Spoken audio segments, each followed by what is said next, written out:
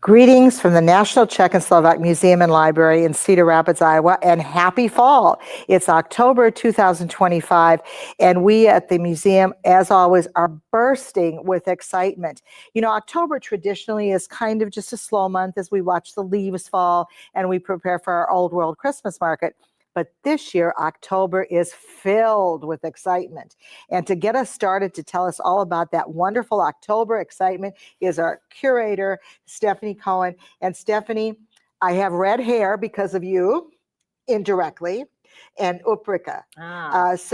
You know, we just dedicated a wonderful 26 by 28 foot Uprika mural on our Cossack building here in Czech Village.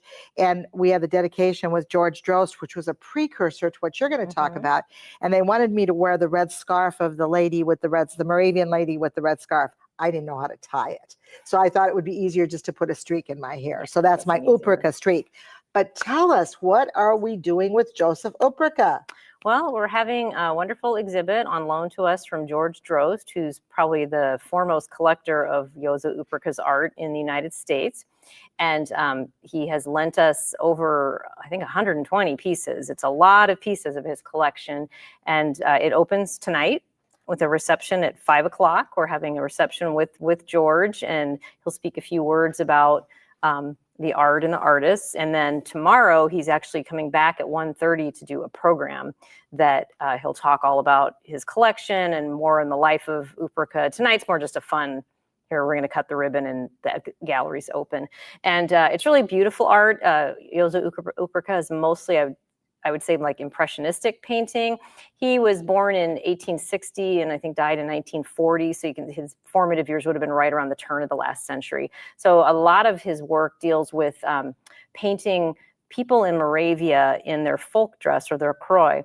And so it's actually really interesting from an ethnographer's point of view because he's so accurately portrayed the types of folk dress that people were wearing back, you know, around 100 years ago, more than 100 years ago. So they're beautiful, colorful pictures that depict these people in their beautiful folk dress. And a lot of times they're going to St. Anthony's Pilgrimage, which is a very important event, a yearly event. Sometimes they're working in the fields. So he's really documenting, in addition to the beautiful art, he's documenting a way of life that really doesn't exist anymore. That's amazing. And tell us again, so that's tonight. We have the ribbon cutting at 5 o'clock. And then that'll be followed by a reception with our famous Kolache crew, Kolaches, and a chance to not only preview the exhibit, but visit with George. And then tomorrow at 1:30, George is giving a lecture here in the library. Here in the library. Free lecture to come and learn all about Uprika. Great. And so the ribbon cutting tonight is in the Petrick Gallery. Yes. And so come at 5 o'clock, enjoy some refreshments. But let's talk a little bit more about Uprika.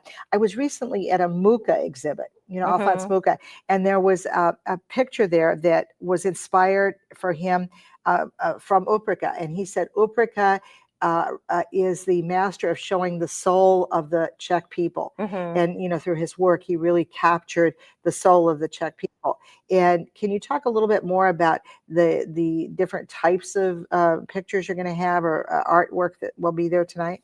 Well, we part of the title of the exhibit is the soul of Moravia, because that's what Uprika is known for. And he and Alphonse Mucha did know each other and worked together and exhibited together, and also with their pal Rodin, the sculptor. So, you know, these people just were so artistic together. So in this exhibit, we have sort of a beginning section that's about Uprika himself and his kind of a little bit about his life. And then the exhibit is divided into sections. There's a folk dress section, which is the largest one. Festivals is a section, work, and then piety, which shows a lot of people going to church or holding prayer books and things like that. And some of them are quite large oil paintings, and there's some little charcoal etchings and studies. So George has a really interesting collection of a lot of different types of Uprika's art. And there's even some sculpture by Uprika's brother, Franta Uprika. So there's some sculpture by him and some ceramic by him. And then I discovered when I was hanging some of the art just yesterday, there's two pieces that are actually by Uprika's son. Józef Uprika's son, who I think is Jožka, I think is his name. He did a couple of them. So, you know, there's little surprises in there like that. How interesting. And like you said, George Drost is probably the largest collector would in think the United so. States. We did talk about that with him, and he said he thought he was. The largest collector, of course, is in the Czech Republic, but he would be probably close, and certainly in the United States. So we're very lucky to have that. So Stephanie, tell us a little bit about Oprika's style. Can you just, elaborate on it? It's kind of, sort of modern, sort of. Well, it's when Impressionism was modern art, which there was a time when that was modern. The Impressionists were painting it this new way. So the one of the earliest pieces in the exhibit is actually what George refers to as a more scholarly piece, in that it's this more Germanic style from Munich, which is a portrait of a priest who is a patron of Oprika's, and it's just a standard portrait of this guy. But then we go off into the Impressionism, and then there's a lot more dappled colors. The backgrounds are kind of vague and blurry, even though, and even the people, even though their folk dress is quite beautiful, it's just kind of that dreamy kind of a style. And he doesn't really deviate from that in this collection. It's pretty much I would say is overall the Impressionist style. And I know that in 2018 we had an exhibit here of Oprika, but these are all new. These are all new. There's a few repeats, but most of them are new. I mean, since then, George has acquired many more pieces. I think just recently he said he got 40 more pieces or something. So I think we have a lot of the newer things, and he's really shared a lot of his collection. I think this is the majority of his collection that he's sent over here to us to display. That's wonderful. And it's open till March 29th, 2026. So we have 3 months of the new year yet. So it'll open tomorrow, or tonight actually it opens. Opens tonight, opens tomorrow officially. And then we'll have till March 29th.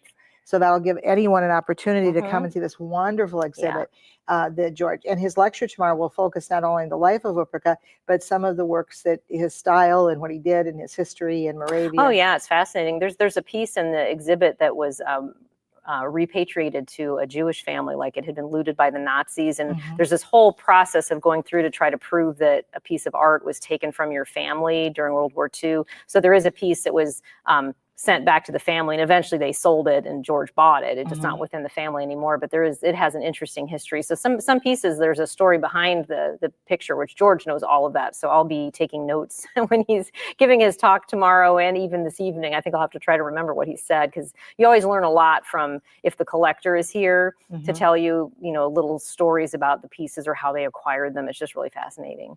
Well, kudos to you and to Tricia for really putting this together and doing it so well. And we had sort of short notice to do this because we were to have a sculpture exhibit, which will be next year.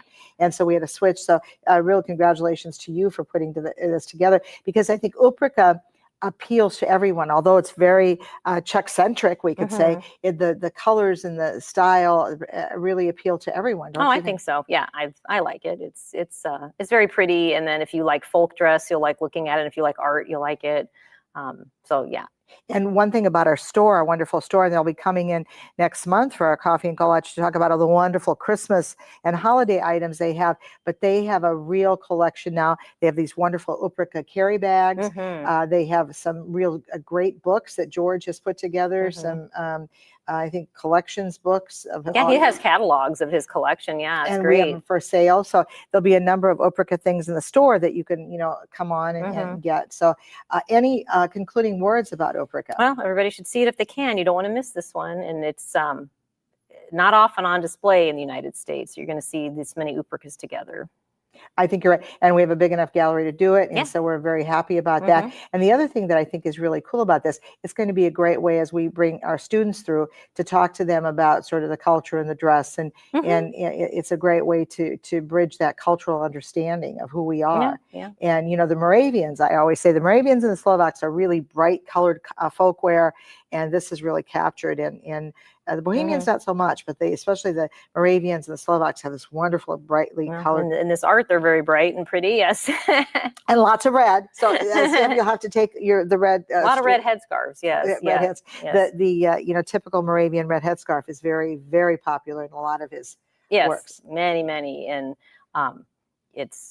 they're from different regions, so they'll be tied just a little bit differently. And that's something that's really difficult to master as well, is Yeah, I think that's a good point. When people come to see the exhibit, they'll see a lot of women in their headscarves, these red headscarves, and they're tied differently. They're different. If you look at them, they're worn differently. So and that's by the region. Yeah, I think so. Yeah. Yeah, the region, whether you're Hana region or Southern Mhm. Moravia.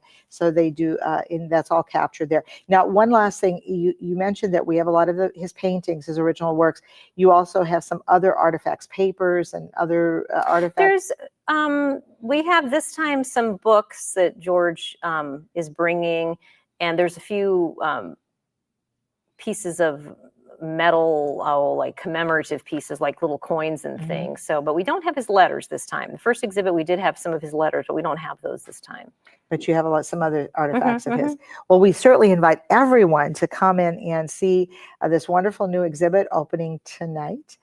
So in October, November, December, January, February, and March, you'll be able to enjoy this. And Stephanie will be on hand to answer all your questions. Well, George will be on hand to answer all your questions. Yes. So come tomorrow. The lecture, he gave us a little preview of his lecture when he was here for the dedication of the Uprka mural on the Kolache building. And he's going to give us another great lecture with some new insights. So Stephanie, thank you. You're welcome. And once again, congratulations on this wonderful new exhibit that joins our Spotlight on Slovakia is open, our Faces of Freedom, our new Dobro exhibit right behind us. And then we have the modern art by Svela. Yes, we're full. Yes, so we're full. Come and see our wonderful exhibits, and we'll see you all tonight at 5:00. Yeah, sounds great. And for those of you that can't be here, we'll see you when you come to visit. Yes. Thanks, Stephanie. You're welcome. All right, I'm going to go hang more art. Very good. Thank you, Stephanie. And because March is filled with surprises, it's my pleasure to introduce to you now Mr. Pavel Sportzel. Pavel is in blue, just like his blue violin. Yeah. And tonight at 7:00, we have a real treat coming. And you want to tell us about the real treat? Well, yes. I play a violin. I come with the rock band to tonight's concert, which is called Rebel with the Blue Violin. And we will play a program full of wonderful rock hits, melodies, ballads, some of my pieces as well. So I think we will tour this place down. That's great. So tell us a little bit about, I hope you'll show us your violin before we cut off, but maybe they can bring it to you. But tell us a little bit about your group that's playing, because you have some really rock stars playing with you, and what kind of music you're going to play. It's tonight at 7:00. You can get tickets online, or you can get tickets at the door. We're going to open up the entire Grand Ballroom for this. So tell us a little bit about who's with you. Right. So the album was released like a year ago, and it got the Golden Award already for being really successful. We have LPs and we have CDs, and we recorded it in Prague. And most of my members of my band, which are 4 people, are from Prague, and they came to play from Prague. And one of the members is the best Hammond player in the world. Hammond organ. Hammond organ, Brian Charrett. So I'm very honored and happy to have such a great backup band behind me. So you'll have drums, 2 guitars, organ, and you on the violin. Yes, I'm the violin in the front. Yes. So tell us a little bit about, because you said we're going to rock the place down. Right. We're used to a lot of the more traditional music here. Right, I know. So this is going to be for a lot of us in my generation and even younger that really resonated. Tell us some of the pieces you're going to play tonight. Well, we're going to play like Led Zeppelin, Starway to Heaven, or Kashmir. We play some Rolling Stones. We play Jimi Hendrix. We play Pink Floyd. We play Billie Eilish. Oh. Also for the Czech community, we will play some Karel Gott and Vašo Patejdl. Well, just for the olders probably. We will play some of my songs as well. And we'll play also classical music, even inside this rock concert. But that will be a surprise. Well, you're going to rock the house down. So tell us a little bit about, I'm a little prejudiced towards you because I met you when I was young, and you were even younger in the Czech Republic. Yeah. This is probably 25, 30 years ago. Right. And tell us about your career, and because you are so important in the Czech Republic, Right. Tell us about your career and the history of the blue violin and all of this. Well, that would be really for too long, but in very short,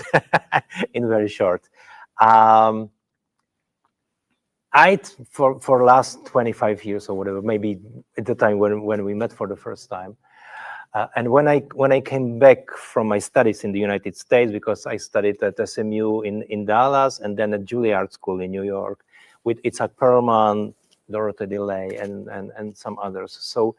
So after 5 years of studying, I went back and I was thinking, when I started to play concert, my main thought and theme of my later life is how to attract new people to come to the concert halls and listen to the classical music.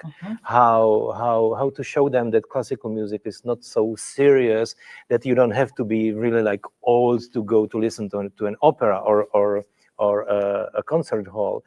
How you can show that it's music for 21st century. And so I started to play in jeans, and I had a bandana. So I remember And you. yeah, and I went to every imaginable talk show in Czech Republic, radio, television. It's like when you meet 95% of the people in Czech Republic, and you ask about my name or the blue violin or something or bandana, everybody knows me. It's really like very, very unique, and I am very honored to have this position. And so I was on all of those TV shows, and I started to play, and I play around the world. And after 7 years, when I thought that the bandana period is long enough, and I attracted enough, and I sort of thought that my personality has to also deepen a little bit, not just to like show off. Then I put aside my bandana, and I asked the best Czech violin maker and one of the best in the world, Jan Špidlen, to make for me a special violin. And it's the only blue violin in the world in classical music. It's incredible violin. It's a little bit different, but of course the first sign is just blue. So I'm also sometimes called the blue violin man, or Rebel with the blue violin, or Pavel Sporcel with the legendary blue violin, and so on. So that's my like continuation. It's still showing that the classical music is like modern, and that even such a traditional craft as violin making or maker, you can make something like crazy. Well, and that's so good, because I'm thrilled that you're here with your band quartet, because we're bringing sort of a new genre to the museum, and opening it up in your spirit. Maybe Brian, could you bring us his blue violin? I'd love to show the audience, our viewing audience. Just bring me the case and I'll open it here. Yes. Brian, don't worry. It's hard enough. It's a hardy. He brought this we want our viewing audience to see it, and you can talk a bit about it. It has a blue case. By the way, this is Brian Sherritt, the best Hammond player in the world. Hammond organ. Bravo. We're excited to see you tonight. All right. So this blue violin has become an iconic piece with you, and you can see it right there. It's all blue, and tonight you'll be playing it. Are you prepared to give us a little bit of humoresque? Prepared? I'm not prepared, but I might be prepared if you think it's a good idea. I think it would be, because we have a viewing audience from all across the country, and they will not be lucky enough to be here tonight, although we will have it on our NCSML TV for those of you that subscribe to our TV station. Okay. But I think it might be, before we sign off, to talk a little bit, but tell us what you're going to play. I know you know humoresque or something, that whatever you want to play. Just for I think humoresque in the museum is good. I do too. Then of course, in the concert, as I said, we will play Zeppelin and different style of music. But the humor is just for you and your viewers here now. If I can. Because we'll have about 1,000 viewers right now. That's wonderful.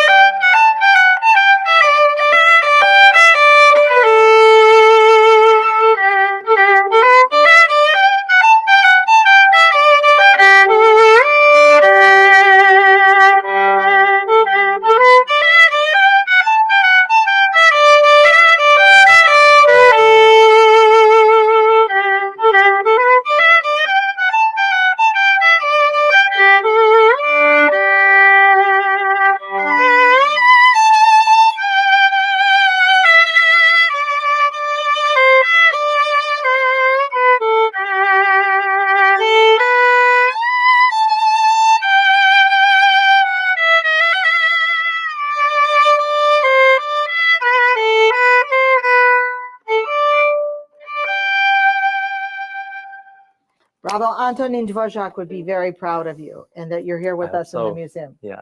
And so tonight at 7 o'clock in our grand hall room, big ballroom, we look forward to welcoming you and your band. Thank you. What's next on your agenda when you get back home to the Czech Republic?